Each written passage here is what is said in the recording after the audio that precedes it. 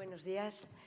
Muchas gracias, en primer lugar, a la Fundación, a Sandra, por invitarme a participar en este evento, que para mí me parece muy especial, porque ya no solo se da voz a los profesionales sanitarios que tratamos esta patología tan compleja, sino que también damos voz a los pacientes.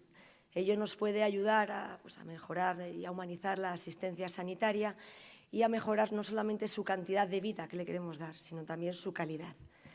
Pues el primer tema que vamos a abordar hoy es cáncer de ovario y sexualidad. Y para ello, me gustaría presentar a los ponentes con los que contamos, que pues es la doctora Blanca Gil, ginecóloga oncóloga del Hospital 12 de Octubre de Madrid. Adelante, Blanca.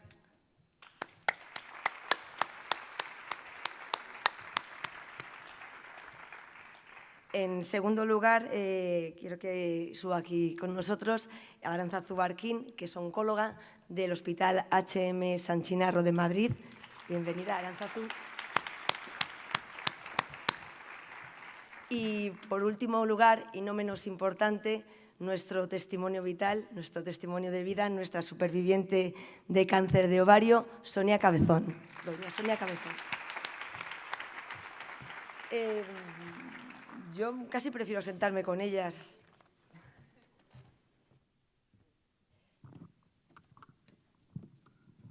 Bueno, pues lo primero, yo creo que es importante contextualizar de qué estamos hablando. Entonces, estamos hablando del cáncer de ovario.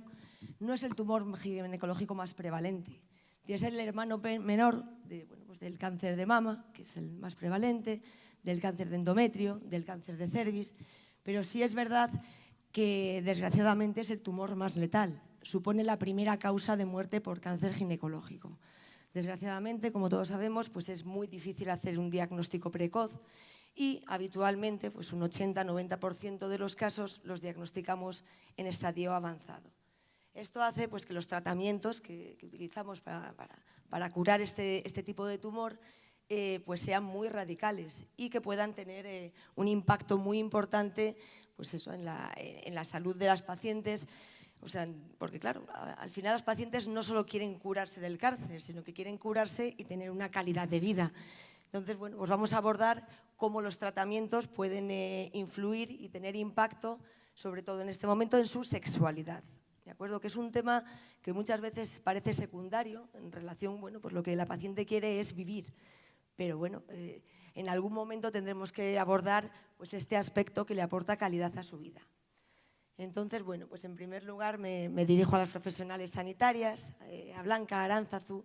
Pues sabemos que tanto la cirugía como los tratamientos con quimioterapia son las principales herramientas terapéuticas que tenemos para tratar el cáncer de ovario. ¿Qué secuelas tienen, si podemos describirlas de forma breve para ponernos un poco en contexto, qué secuelas tienen estos tratamientos sobre la sexualidad de las pacientes? Pues yo voy a hablar desde el punto de vista ginecológico y obviamente este tipo de ginecólogo, tumores, oncólogo, exacto. Y luego ya hablaremos con la afectada.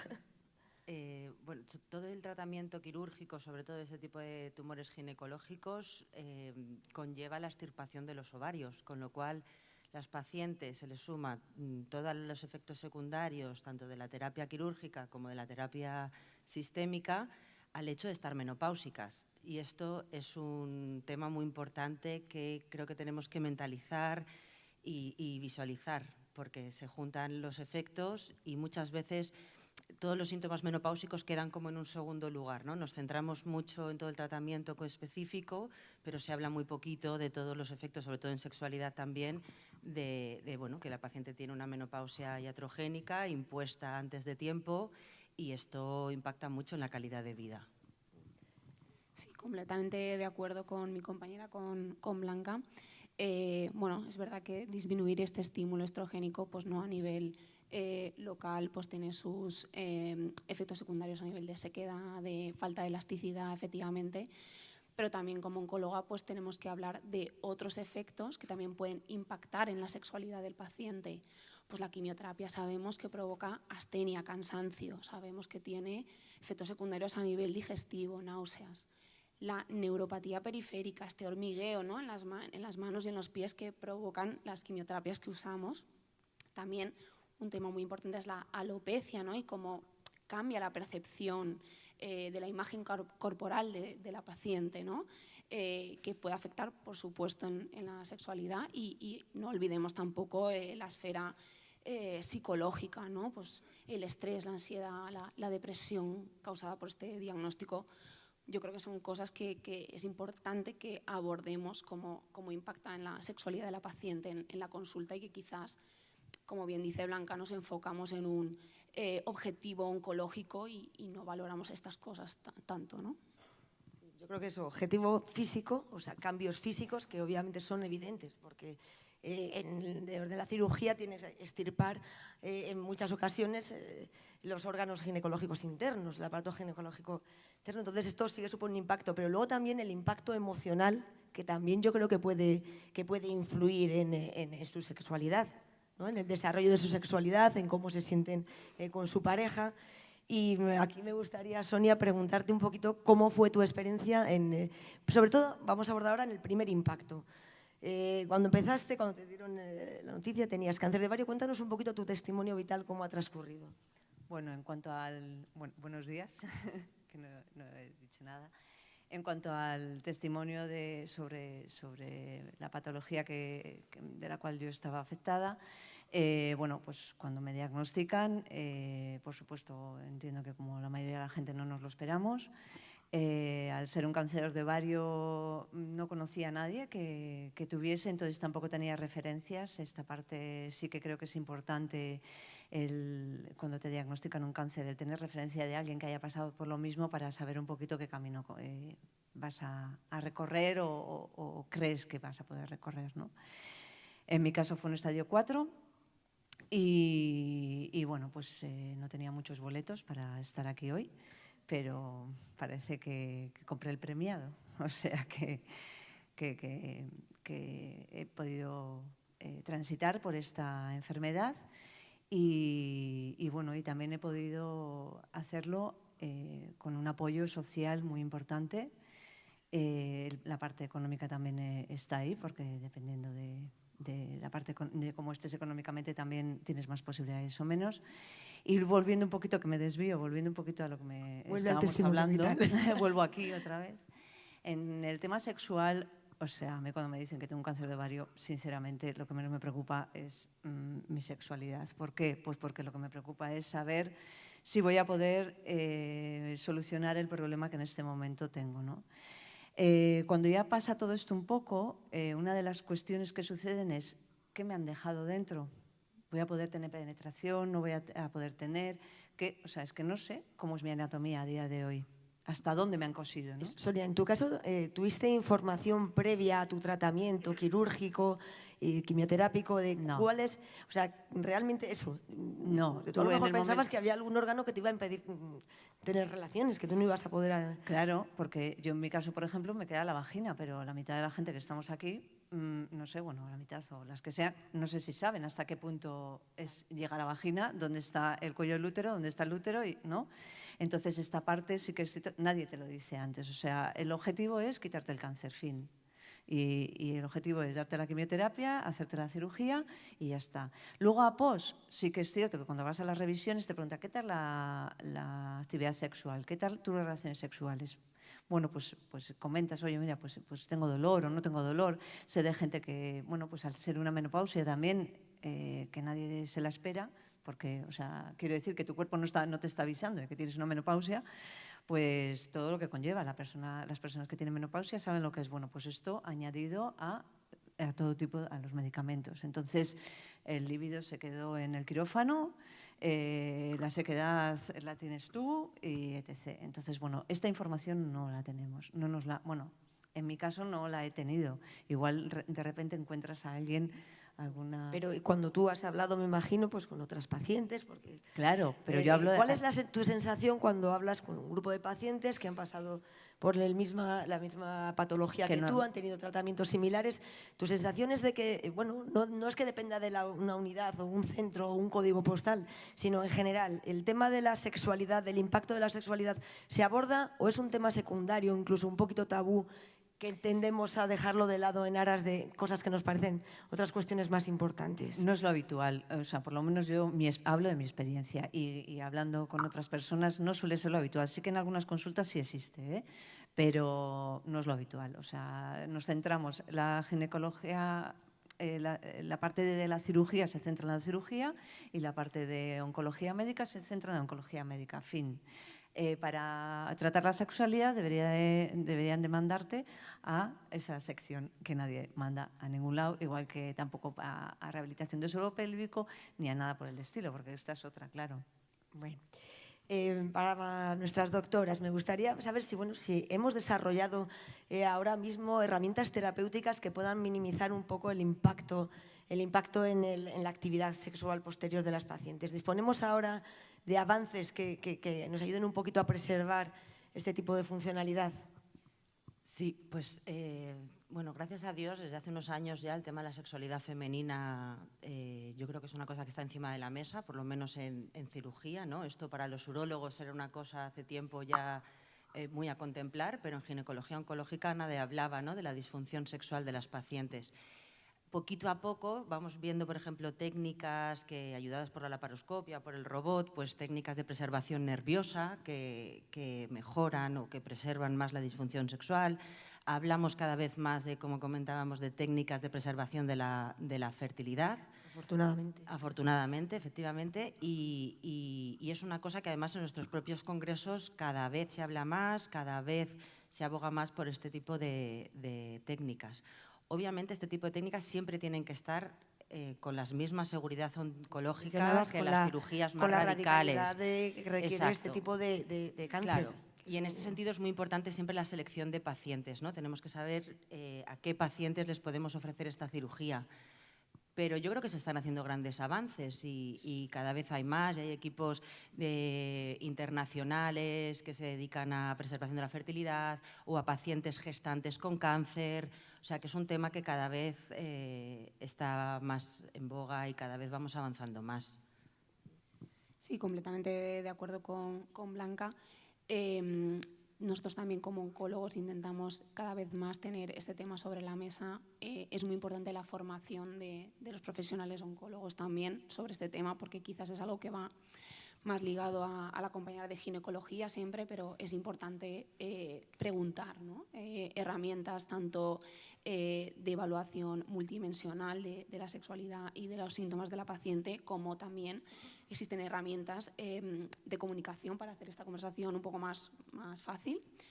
A nivel de desescalada de tratamientos en el ámbito oncológico, pues estamos trabajando en ello, cierto es, cada vez intentamos efectivamente personalizar un poquito más los tratamientos, ¿no? Tanto pues, a nivel molecular, a nivel clínico, ¿no?, con factores clínicos, y sí que hay ensayos un poco estudiando esta posibilidad de en ciertas pacientes, en pacientes seleccionadas, poder un poco desescalar los tratamientos de quimioterapia, o sea que es algo que se está… Muy importante, la desescalada, el término desescalada que ahora mismo en la mayoría de congresos de patologías… Yo hablo de lo que yo conozco, de patología de cáncer de mama, ovario, endometrio, siempre estamos hablando de la desescalada y de la medicina personalizada. O sea, no todo para todas vale. Hay que individualizar el tratamiento. No en todas las pacientes hay que someterles a una cirugía de este tipo radical. No a todas las pacientes tenemos que darles toda la quimioterapia posible. O sea, y esta individualización…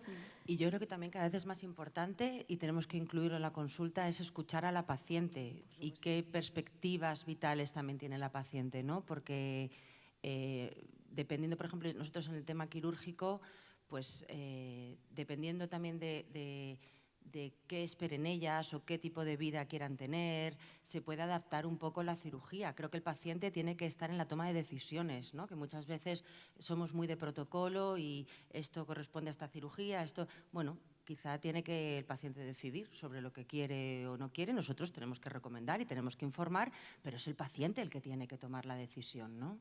Sí, completamente de acuerdo con Blanca, y es verdad que es algo que cada vez se adopta más en la consulta, por supuesto. Sí, sí. Y una vez que haya pues claro, evidentemente podemos intentar evitar estas secuelas o intentar minimizarlas, pero es evidente que las hay porque tenemos unos tratamientos que tenemos que conseguir, pues eso, erradicar el tumor. Cuando tenemos este tipo de secuelas, nos centramos en el impacto sexual. ¿Qué herramientas podemos disponer nosotros para diagnosticarlas? Porque a veces las consultas de revisiones se convierten en una rutina. Hola, ¿qué tal? ¿Estás bien? Bueno, pues en general, ¿te has hecho analíticas? Sí. ¿Te has hecho pruebas de imagen? Bueno, pues ¿qué tipo de herramientas, de perfiles, de plataformas podemos utilizar para hacer un diagnóstico precoz de la sintomatología que a lo mejor en un principio, cuando la paciente empieza los tratamientos, no tiene? ¿De acuerdo? Pero que luego a lo largo del tiempo pues van apareciendo pues eso, síntomas, impacto en una disfunción sexual que tenemos que saber cómo diagnosticarla y cómo tratarla. ¿Qué herramientas tenemos para diagnosticarla, para poder abordar a la paciente? Le preguntamos a ellas y luego nos cuentas tú si en tu caso te ofrecieron alguna salida. Pues muchas veces en la consulta, desgraciadamente, no tenemos tiempo para hablar de la sexualidad con las pacientes, ¿no? Que además es un tema muy poliédrico, muy multifactorial. Entonces, nosotros, por ejemplo, el 12 de octubre hemos desarrollado una aplicación que las pacientes se descargan y tienen acceso a una serie de formularios validados que sirven de cribado para encontrar a aquellas pacientes con una disfunción sexual. Entonces, la paciente rellena el formulario en su casa tranquilamente en el móvil y si es positivo, o sea, si el cribado dice que esta paciente tiene una disfunción sexual, nos llega un mail a la consulta y derivamos a la paciente a una atención especializada con la sexóloga y, bueno, pues es a través de la información, de talleres de formación y de hablar un poco de la sexualidad, porque es muy importante también lo que decías antes, ¿no? También crear un entorno de otros pacientes donde te puedan contar la experiencia, con profesionales que te dicen también un poquito pues dónde estamos, qué se puede mejorar. Y luego todo el programa que tenemos de rehabilitación multimodal vaginal, bueno, pues para todas las cositas que decíais de efectos secundarios, de pérdida de estasticidad, de la atrofia vaginal, de la libido, el refuerzo con la terapia hormonal sustitutiva, etcétera, etcétera. ¿Cuánto tiempo lleváis con esta plataforma? Pues ¿tenéis prevista? Porque esto yo es un proyecto no sé si largo. Claro. Quiero decir, llevamos con el proyecto ya 3 años. Ahora es cuando estamos empezando a sacar la aplicación, porque todo... Bueno, es complejo muchas veces. Los tiempos son muy largos. Sí, y es complejo buscar financiación para estos proyectos, porque no es la molécula ni es el impacto en supervivencia súper medible y tal y cual, y cositas en calidad de vida cuesta mucho sacar adelante. Y por eso también el esfuerzo de intentar que la calidad de vida y la sexualidad en este caso sea una cosa que se pueda objetivar, ¿no? A través del reporte de la paciente, con escalas validadas, que tengamos una serie de mediciones para que lo podamos medir y lo podamos comparar y podamos luego buscar herramientas o estrategias que impacten en esta sexualidad o en calidad de vida y entonces también ver qué vale, qué no vale, qué realmente nos hace avanzar o no. O sea, no solo ver la calidad de vida, sino impactar en ella. Sería como un checklist. Sí. Yo creo que sería muy importante, y es verdad que a veces tendemos a robotizar, pero es verdad que cuando robotizamos y sistematizamos, también a veces somos mucho más rigurosos. Y tener un checklist de decir, vamos a ver, ¿qué sintomatología puede tener esta paciente?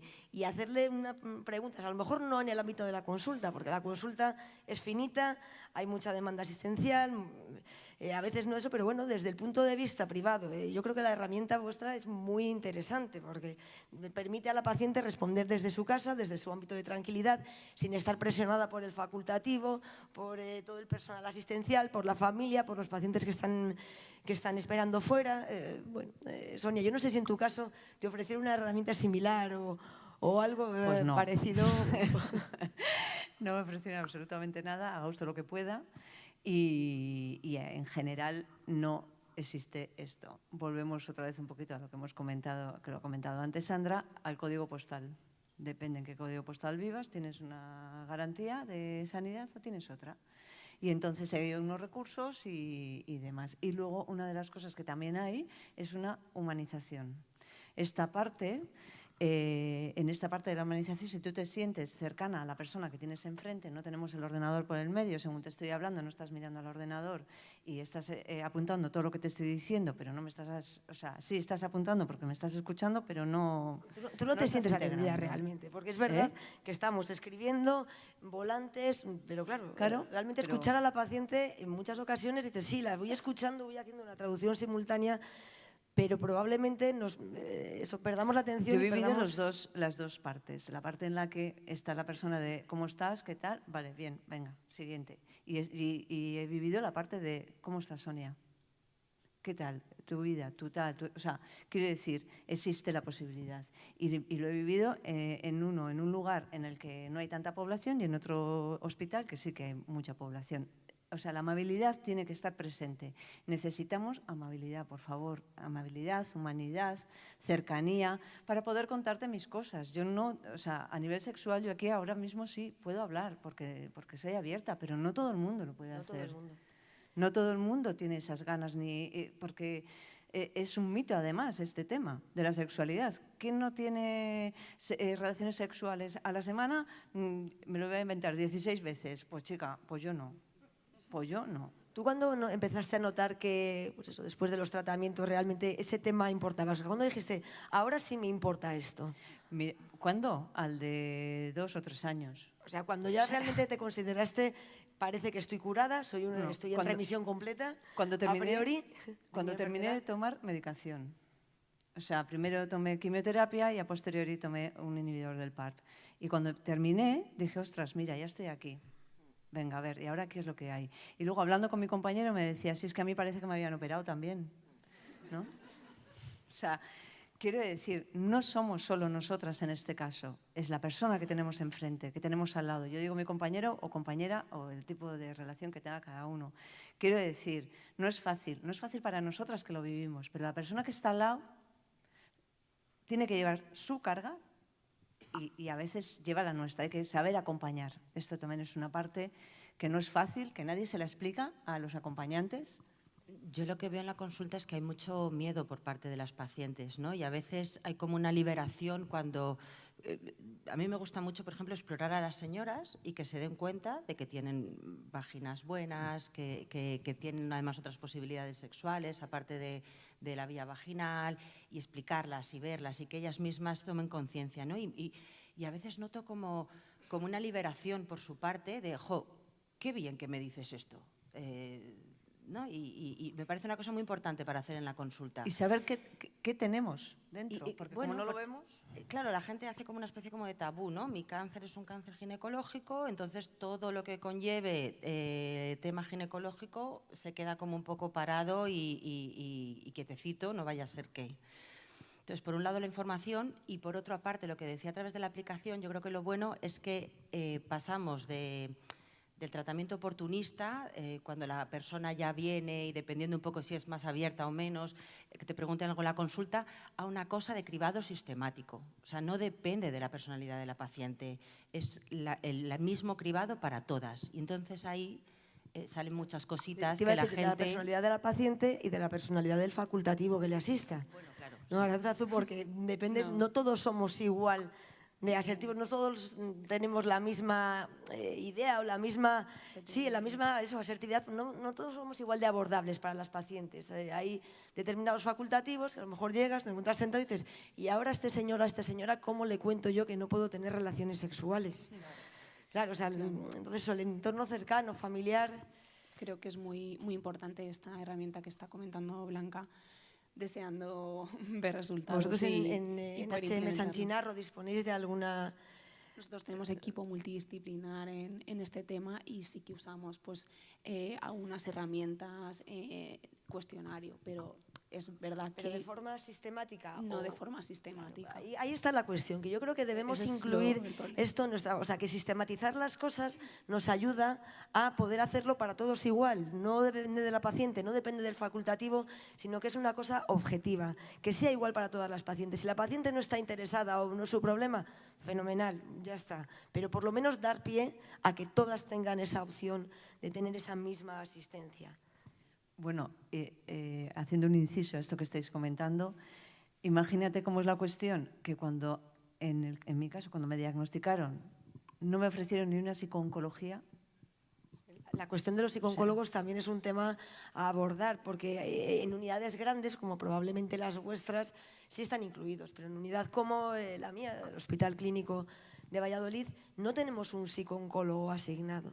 Entonces nosotros tenemos que echar mano de una interconsulta, realizarla a un psiquiatra, porque no tenemos psicólogos asignados, a un psiquiatra que tiene su tiempo de espera y que muchas veces llega y le dice, bueno, pues nada, si está deprimida, pues tome un antidepresivo, porque le deprime su patología. Entonces, es verdad que ahí en las unidades que sois grandes, potentes, de mucha patología, tenéis este perfil de especialista que sería muy necesario eso, pues, disponerlo en todas las unidades para que no solo dependa de donde te traten, tener las mismas opciones. En enero se pidió, hubo una reunión en el Congreso de los Diputados y una de las cosas que se pidió fue un abordaje multidisciplinar en el cual existiese la sexualidad, la psico-oncología, la fisio, o sea, que sea realmente algo, o sea, un grupo, no solamente exista la parte cirugía y la parte quirúrgica y la parte oncológica, sino que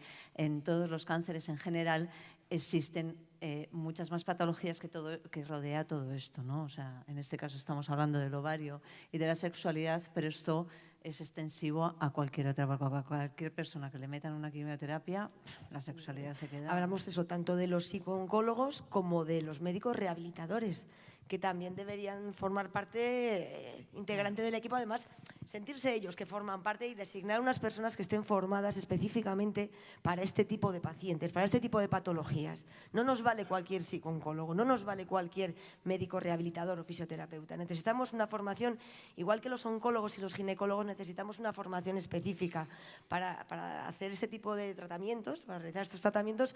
Yo creo que también debemos tener ese perfil de profesionales. Claro, no te creas que nosotros en los grandes hospitales tampoco esto lo tenemos muy claro. De hecho, la herramienta, bueno, es un proyecto, ¿no?, para ver realmente si sirve o no sirve, que se llama el proyecto ALICE. Incluye también, por ejemplo, el cribado del linfedema, que es lo que tú dices, y si da positivo también se trata con los rehabilitadores y con los fisioterapeutas.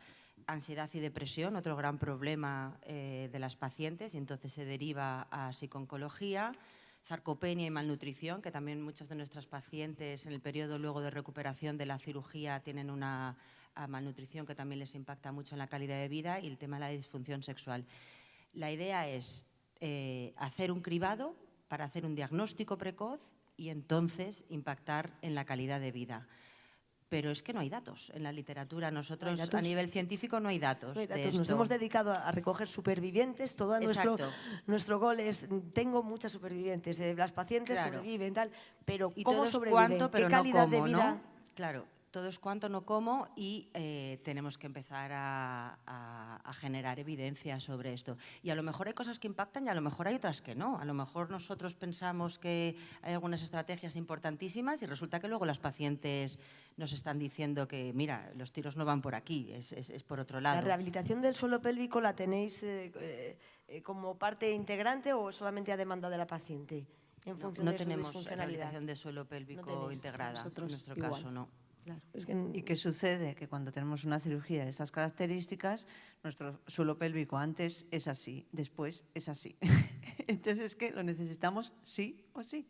Bueno, pues da igual. Claro, porque esos profesionales los tenemos muy formados en cuanto, por ejemplo, a incontinencia urinaria, en paciente sana a priori, pero es verdad que en paciente oncológica como que da más respeto.